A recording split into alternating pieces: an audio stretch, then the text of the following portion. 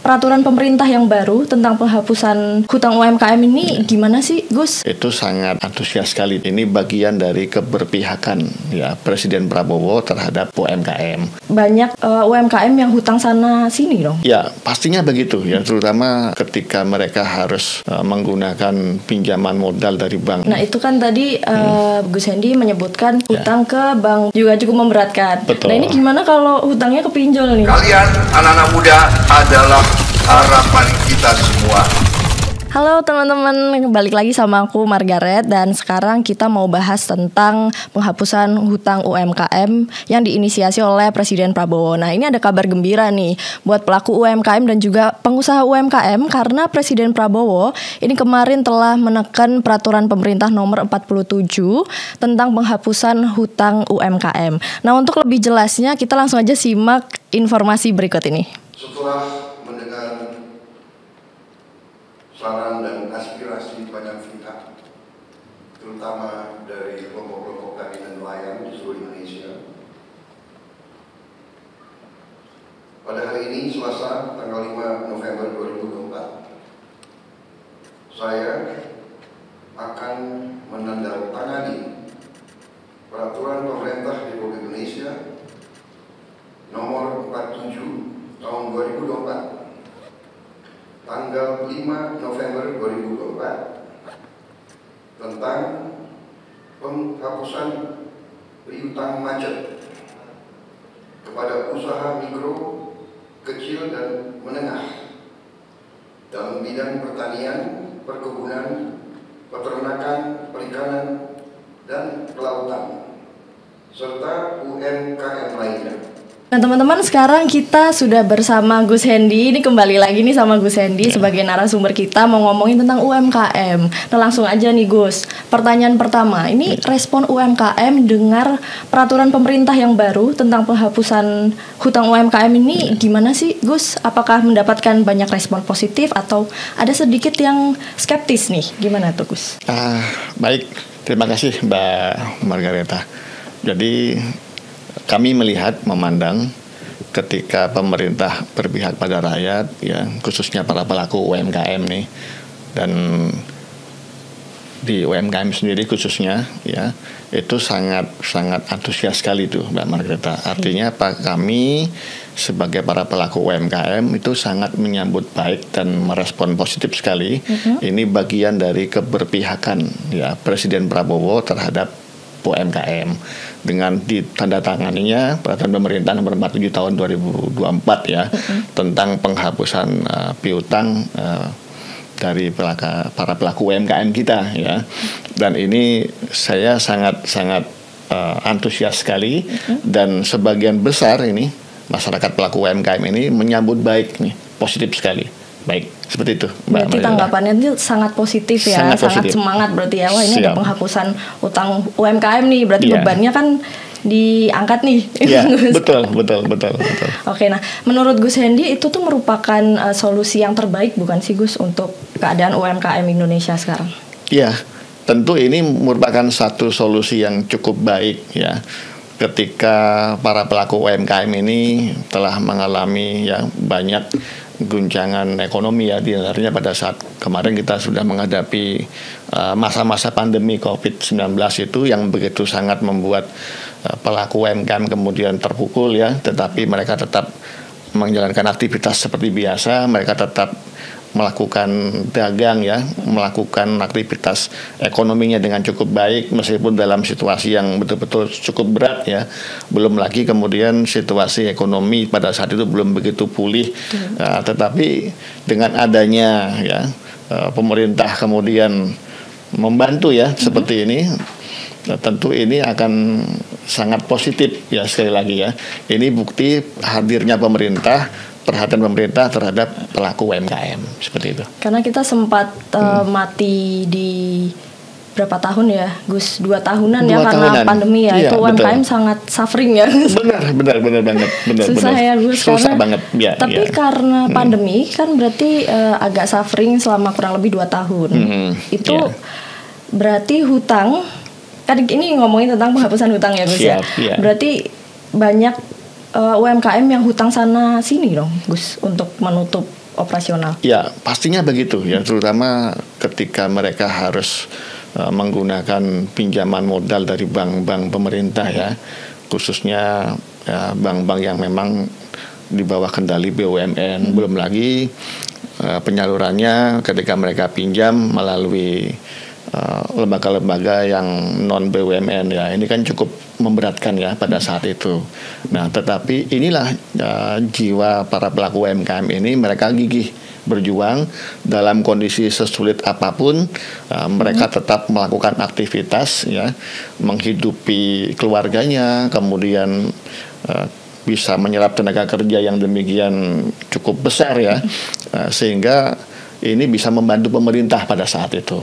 Nah, tentu pemerintah ketika saat ini dengan memberikan program kebijakan ini tentu akan sangat didukung dan disambut baik oleh para pelaku UMKM di Indonesia. Baik, Gus. Nah, ini ngomongin tentang hutang nih, Gus. Sebenarnya hutang ini menjadi salah satu kendala ataupun problem utama nggak sih, Gus, dari UMKM? Jadi beban utama nggak sih hutang itu sebetulnya, Gus? Ya, pastinya begitu ya. Jadi ketika para pelaku UMKM ya harus mengembalikan hutang pinjaman tersebut kepada bank-bank yang dimana mereka meminjam ya. Nah, ini sangat terbebani sekali ya, sehingga mereka mau tidak mau mereka harus bayar bunga, kemudian belum lagi mereka juga harus mencukupi kebutuhan ya, aktivitas bisnis mereka, tetapi di satu sisi mereka juga harus dikejar-kejar dengan tagihan ya, dengan yang sudah jatuh tempo seperti itu. Ini sangat luar biasa sebenarnya Mbak Margareta. Ya. Oke. Nah, itu kan tadi Gus Hendy menyebutkan hutang ke bank BUMN dan bank-bank yang memang sudah resmi di Indonesia kan juga cukup memberatkan. Betul. Nah, ini gimana kalau hutangnya ke pinjol nih? Nah, Gus, apakah juga dihapus nih hutangnya sama peraturan Pak Prabowo ini? Ya, nah ini ya, kalau yang untuk yang satu hal ini ya Mbak Margareta, pinjol, nah ini kan tentu kita masih belum bisa memastikan ya peruntukan dengan pinjol itu digunakan untuk apa, karena kan saat ini kan sedang marak-maraknya ya pinjol, kemudian mereka juga sebagian dikejar-kejar ya, tetapi kita tidak melihat secara utuh dan secara jelas peruntukannya untuk apa itu pinjol itu. Jadinya agak sulit ya. Agak sulit juga menentukan seperti itu. Baik. Nah, ini kan klasifikasi dari peraturan pemerintah penghapusan hutang UMKM ini kan banyak beragam nih, Gus. Nah, itu terkhusus untuk yang terkena dampak pandemi ya kemarin ya, Gus. Pandemi, betul. Menurut Gus Hendy ini sendiri, gimana peraturan ini dijalankan di masyarakat ini, gimana supaya tepat sasaran? Ya, tentu pemerintah ya dengan adanya aturan yang sudah ditentukan di dalam PP nomor 47 tahun 2024 itu kan menyasar beberapa sektor ya, di antaranya sektor perkebunan, sektor pertanian ya, sektor pertanian, perkebunan dan perikanan ya. Ini jelas sektor-sektor pokok yang memang cukup strategis ya, yang memang harus bisa teratasi dengan baik karena selalu harus selalu jalan. Benar, betul. Seperti itu Mbak Margareta. Baik. Berarti ini fokusnya hanya ke sektor yang tadi Gus Hendy sebutkan, hanya ke perikanan, kelautan, perkebunan dan pertanian. Ya, mungkin ada lagi ya beberapa sektor lain, termasuk di antaranya peternakan ya. Karena dalam hal ini kita juga akan menghadapi persiapan untuk pelaksanaan makan bergizi gratis itu ya. Tentu kan peternakan juga sangat terdampak dengan adanya kebijakan pemerintah seperti ini. Jadi kami memang berharap di sektor-sektor yang sudah ada, khususnya yang sudah ditentukan oleh pemerintah melalui PP 47 tahun 2024, itu bisa lebih luas lagi mungkin ya cakupannya seperti itu. Nantinya akan banyak sektor lainnya yang juga dihapus hutangnya. Betul, tapi memang yang utama ini baru yang tadi ya, Gus ya, untuk swasembada pangan itu tadi. Betul. Oke, pertanyaan selanjutnya nih, Gus. Nah, ini kan kredit dipulihkan kembali. Sebagai pelaku UMKM, apa yang harus dilakukan ke depan ini untuk memanfaatkan peraturan penghapusan UMKM ini? Ya, jadi khusus para pelaku UMKM ya di tanah air ini, dalam hal ini sektor perikanan, perkebunan, pertanian ya, peternakan. Ya, ini harus betul-betul memanfaatkan ini dengan baik ya. Artinya apa? Artinya ketika pemerintah memberikan bantuan sedemikian besar ini itu harus digunakan semaksimal mungkin untuk lebih meningkatkan ya produktivitasnya, meningkatkan aktivitas perekonomiannya ya. Dalam hal ini para pelaku UMKM ini agak sedikit lega nih Mbak Margareta ya. Lega dalam hal ini mereka bebas melakukan aktivitas itu tanpa harus dibebani tagihan-tagihan yang memang sudah mereka lakukan sebetulnya ya. Nah, tapi yang perlu dicatat lagi Mbak Margareta, ini tentu penghapusan piutang ini itu berlaku ya, tentu sudah melalui beberapa tahapan, di antaranya restrukturisasi ya, kemudian sudah melalui tahapan penagihan, memang tidak bisa tertagih ya, seperti itu Mbak Margareta. Banyak syaratnya juga ya Gus. Banyak syaratnya. Nah Gus, ya. tapi ini kan memanfaatkan peluang dari presiden ya. Ya. Berarti dari UMKM-nya sendiri itu harus sadar, ya, harus bisa mengelola pendanaan ya, dan juga betul. produktif. Betul. Tadi saya baca di salah satu portal berita ini ada yang menyebutkan, tapi ini agak sulit peraturan ini dijalankan ketika UMKM itu keuangannya konsumtif, jadi tidak bisa mengelola dengan baik. Nah itu gimana nih Gus? Saran atau apa ya caranya biar para UMKM ini juga sadar akan pengelolaan pendanaan? Ya, itu sangat penting sekali itu Mbak Margareta ya. Pada saat ini kita kan sudah mendapatkan satu ya manfaat besar ya dari adanya penandatanganan PP 47 tahun 2024. Nah, ini para pelaku UMKM memang diharapkan lebih bijak ya di dalam menggunakan anggarannya, dalam menggunakan pendanaannya, sehingga mereka tidak melakukan tindakan-tindakan yang justru konsumtif, yang tidak ada hubungan dengan bisnis mereka ya. Jadi betul-betul ini harus dimaksimalkan. Nah, dalam hal ini kita akan tentu mengedukasi nih ya masyarakat pelaku UMKM sehingga mereka tidak kemudian menyalahgunakan ini untuk hal-hal yang konsumtif di luar ya. UMKM ya, kepentingan pribadi ya Gus. Betul seperti itu ya. Nah ini ada nggak sih Gus dari pemerintah sendiri nih ngasih mungkin sosialisasi atau pelatihan seperti itu, ada nggak sih Gus? Ya, kalau saya melihat memang sudah cukup ya pemerintah memberikan pendampingan, pelatihan. Hanya saja mungkin saya rasa perlu dimaksimalkan tuh Mbak Margareta ya. Maka daripada ini kami memang berupaya maksimal ini. Bahkan kami berusaha untuk membentuk satu organisasi atau corporate school untuk UMKM yang dimana fungsi itu adalah mengedukasi ya.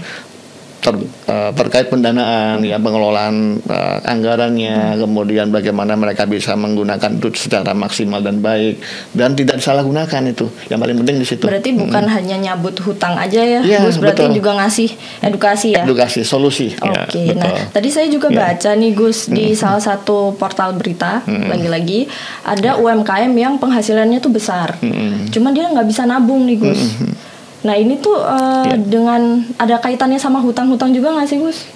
Sebetulnya kalau saya melihat ya tidak semuanya ya pelaku UMKM itu kemudian tidak memiliki dana ya. Nah, dan memang sebagian besar pelaku UMKM kita ini memang masih belum begitu nyaman ya dengan perbankan.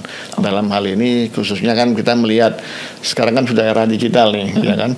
Sampai kita pernah tahu nih Mbak Margareta, pengalaman saya ya, jadi pelaku UMKM itu kalau dia tidak bawa uang cash atau bawa uang tunai itu dianggap masih belum fix. Nah, ya ini yang perlu kita edukasi ya, sehingga mereka bisa menyimpan dananya secara baik dan dimanfaatkan secara baik seperti itu. Oke, harus diputar dengan baik ya. Dengan baik, betul. Nah ini Gus, ini mungkin pertanyaan Gen Z ya. Ya, siap. Seumuran saya nih yang memang awam dengan dunia UMKM. Ini sebenarnya UMKM itu harus berhutang nggak sih Gus? Atau mungkin bisa kalau misalnya dia punya dana pribadi terus dia buka UMKM, kayaknya nggak perlu hutang gitu. Harus nggak sih Gus sebenarnya UMKM ini berhutang? Ya, sebagian memang masyarakat kita para pelaku UMKM ini ada yang sudah mempunyai kecukupan modal yang cukup besar ya. Nah, mereka bisa membiayai organisasinya, mereka bisa membiayai usahanya ya, bisa membiayai bisnis mereka secara baik dengan modal mereka sendiri, atau mereka berkelompok urunan ya istilahnya seperti itu, sehingga mereka bisa beraktivitas melaksanakan usahanya. Tapi ada juga memang ya para pelaku UMKM yang memang yang kebetulan usahanya sudah mulai jalan ya, mulai berdiri, mulai bergerak, dan mungkin sudah mulai perlu dibutuhkan ya tambahan-tambahan dana, tambahan-tambahan biaya. Nah, ini biasanya mereka tertarik untuk kemudian melakukan pinjaman ke bank-bank seperti itu. Oh, berarti boleh nggak berhutang ya? Boleh, ya? boleh. Tapi boleh. dengan syarat memang harus kaya 7 turunan kayaknya. betul. Iya, oke Gus. Iya. Nah, ini ada pertanyaan selanjutnya nih mengenai sistematis sih Gus dari PP nomor 47 ini. Iya.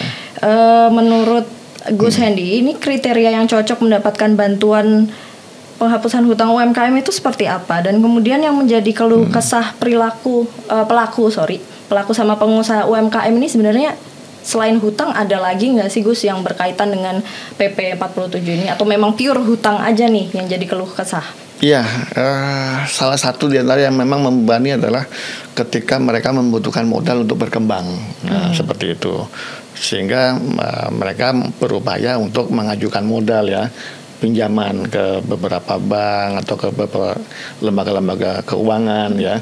Nah, kemudian di samping itu ya Mbak Margareta, kalau saya melihat sektor yang memang yang sangat membutuhkan dia tadi sekali lagi adalah sektor pertanian, perkebunan ya, perikanan ya, mungkin disitu ditambahkan juga adalah sektor peternakan karena ini ada sangkut pautnya dengan kehidupan sehari-hari masyarakat tuh ya, khususnya para pelaku UMKM, para pengusaha-pengusaha UMKM, sehingga ketika pemerintah turun ya, memberikan perhatiannya kepada masyarakat pelaku UMKM ini atau para pengusaha UMKM ini semestinya ya dimanfaatkan secara baik, secara maksimal untuk kemajuan ya, seperti itu. Jadi ini merupakan program bagus ya menurut saya, dan saya yakin para pelaku pengusaha UMKM di seluruh Indonesia pasti akan mendukung ini ya, seperti itu. Nah ini Gus, tadi saya juga baca nih, katanya penghapusan hutang UMKM ini mungkin ada beberapa tahap kali ya Gus. Jadi bertahap dari tahap 1, tahap 2, tahap 3. Karena tadi saya baca untuk yang sekarang ini mau menghapuskan sekitar 1 juta hutang UMKM. Nah itu nantinya akan bertambah nggak? Misalnya setelah 1 juta ini sudah clear, mau ada berapa juta atau berapa ribu lagi yang dibantu gitu Gus? Ya, saya yakin ya. Pemerintah kita ini betul-betul sangat perhatian kepada masyarakat, khusus para pengusaha UMKM, dan mungkin pada saat ini tentu ada beberapa yang memang tidak semuanya yang di ini ya, tetapi yang jelas ke depan itu kita pasti berharap ya, karena memang tidak semuanya juga yang terdata mengalami kesulitan untuk pengembalian ya. Nah, tetapi tidak untuk kemungkinan suatu saat juga pasti angka itu akan bertambah. Ya, tetapi yang pada prinsipnya pemerintah sudah sangat luar biasa bagus ya di dalam, sangat berani sekali. Ini merupakan satu visi dari Pak Prabowo Subianto ya, ketika beliau berupaya bagaimana beliau berpihak ya kepada para pelaku UMKM, khususnya masyarakat kecil seperti itu. Nah ini tadi sebenarnya saya masih bingung sih Gus. Ini sistematisnya gimana nih penghapusan UMKM? Apakah UMKM-nya harus mengingatkan lagi ke bank terkait? Ini ada peraturan ini bisa dihapus, ini gimana? Atau dari banknya sendiri sudah ada pembukuan daftar-daftar UMKM-nya, itu sebenarnya gimana sih Gus? Iya, kalau kami melihat ya, merujuk daripada peraturan tersebut, ini sebenarnya dari pihak bank sendiri, ini beberapa bank BUMN ya, kemudian lembaga-lembaga keuangan yang non dari BUMN itu sudah pernah mengajukan sebenarnya ya pemutihan ya, khususnya dalam hal ini kemudian penagihan dan sebagainya. Saya yakin data tersebut sudah ada sebetulnya, tinggal nanti para pelaku UMKM ini tinggal memenuhi mekanismenya saja, skemanya. Mereka bisa mengajukan ya restrukturisasi termasuk pemutihan dan penghapusan hutang. Nah, tentu dengan syarat-syarat yang sudah ditentukan oleh pemerintah. Ini ya jatuh temponya berapa tahun, betul. Itu yang didata ya Gus ya. Betul. Berarti ya memang sudah ada data dan pembukuannya ya. Jadi buat UMKM yang dari sektor pertanian, perikanan, perkebunan, peternakan tadi memang mungkin belum semua. Namun ada yang harus menunggu nih. Betul. Ada yang harus sabar nunggu ya buat ini peraturan dijalankan. Oke Gus, next question nih. Ya. Ada nggak sih Gus kekhawatiran yang muncul dari peraturan 47 ini? Kan mungkin setiap peraturan itu dibuat pasti ada plus minusnya. Ya. Nah pinternya orang-orang kita nih, Ya. ada aja yang nyari celahnya. Nah itu gimana Gus? Ya tentu kalau kita perhatikan ya di setiap ada kebijakan tentu ada pihak-pihak juga yang mencari celah seperti yang tadi Mbak Margareta sampaikan ya. Nah, tetapi dengan adanya peraturan yang sudah ditentukan oleh pemerintah ya, tentu tidak semuanya kemudian bisa berbondong-bondong mengajukan ya. Tentu akan dilihat dulu seperti apa yang jelas melalui mekanisme restrukturisasi ya. Kemudian pemutihan tersebut tidak serta-merta dilakukan juga, tentu melalui evaluasi ya, melalui tahapan penagihan-penagihan yang memang sudah dinyatakan tidak bisa lagi ditagih.